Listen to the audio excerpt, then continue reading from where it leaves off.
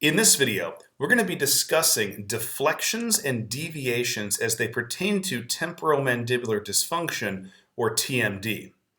Now, if you have a patient that opens their mouth and presents with a deflection or a deviation, generally speaking, it indicates TMJ hypomobility. And so you're going to have the patient open their mouth maximally, or at the very least, as much as they can tolerate. And you're going to watch and listen for these things right here. These first three things do not directly pertain to deflections or deviations, but it's just part of a good examination. So one, you listen for clicking and popping. And if that's present, it could indicate the presence of a disc pathology on one or both sides. Number two, reports of pain by the patient. Number three, interincisor distance. And this interincisor distance can be part of recognizing TMJ hypomobility. Remember that for total mandibular depression, we're looking at about 40 to 60 millimeters. So if the person is under the 40 mark, that would indicate potential hypomobility. And then 4 and 5 right here do directly pertain to deflections and deviations. So right here, we look at the path of the mandible as it depresses. And number 5, the final position of the mandible relative to the maxilla. So right here on the top, if you count this somewhat transparent mandible, we actually see the closed position of the mouth. But we have the patient open their mouth and the mandible depresses. Now if you look here, we see the final position of the mandible. And it's exactly where we would expect to be. It's not off to the left, it's not off to the right, it's directly in the midline. So that's the final position of the mandible. In some cases, you might have the mandible, its final positions over to the left, or it might be excessively to the right. But here, normally the final position is right in the midline. But that doesn't necessarily account for the path. So you have to watch the mandible as it depresses. Does it follow a straight line down as it normally would?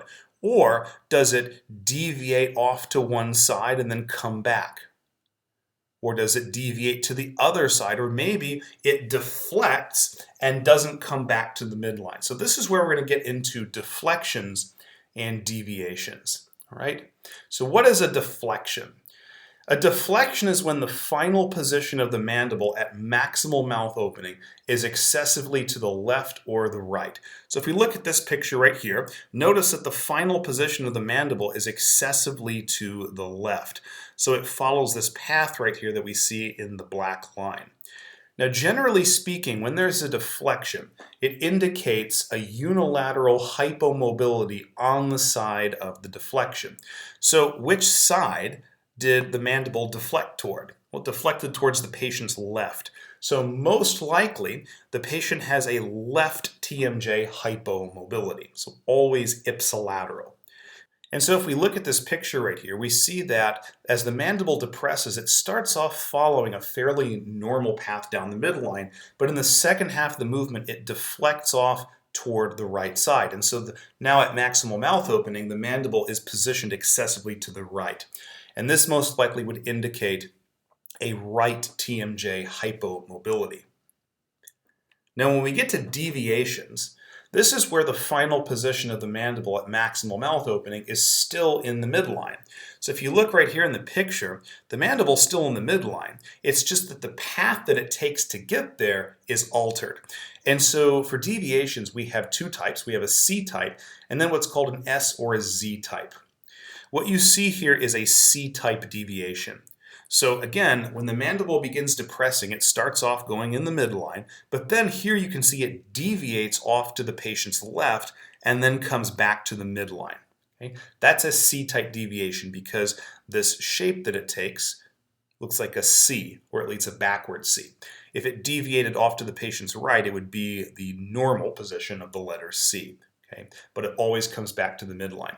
And so more specifically, a C-type deviation is when there's one abnormal lateral shift during mandibular depression. So one lateral shift here, goes out laterally and comes right back.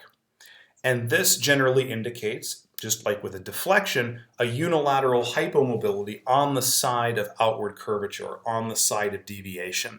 So here the deviation occurred towards the patient's left, so most likely this would indicate a left TMJ hypomobility. Now, we also have this type of deviation shown here. We have an S or a Z type, and that's because this follows more of a sigmoidal pattern. So now there's two abnormal and opposite lateral shifts during mandibular depression, but the mandible still ends up back in the midline at maximal mouth opening. So if we look at this path, it actually initially deviates off to the left. And then it comes back to midline and overshoots and deviates off to the right. Only then it comes back to the midline. And so when this is present, it generally indicates a bilateral hypomobility. Okay? Now, how do we remember the difference between the terms deflection and deviation? Well, the first two letters of both words are the same, D and E, so then we default to the third letter, F or V.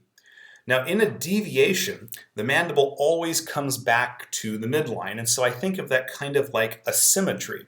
Well, if we take the letter V and split it right down the middle, it's symmetric. It's a mirror image. So the V, the symmetric nature of that letter, lets me know that this is the case where the mandible comes right back to the midline. Whereas with the letter F, this is not a symmetric letter, no matter how you cut it, either vertically or horizontally. So this lets me know the deflection is where the mandible does not come back to the midline. And so we have kind of this asymmetry between the final position and the initial position. Now, in general, when there's a deflection or deviation, you have hypomobility of one or both TMJs, as we've just described. How do you treat a hypomobility? Well, there's a couple ways. One way is to do mobilizations, and we're going to be talking about that in other videos. But you can also do stretches of some of the muscles if they are tight and they are restricting mouth opening. We'll be talking about those in other videos as well. So hopefully this video gave you a good understanding of the difference between deflections and deviations. Make sure to leave a like here and subscribe to my channel for future videos and notifications. Thank you. Thank you for all your support. Be sure to check out my Instagram for cool science and not science stuff.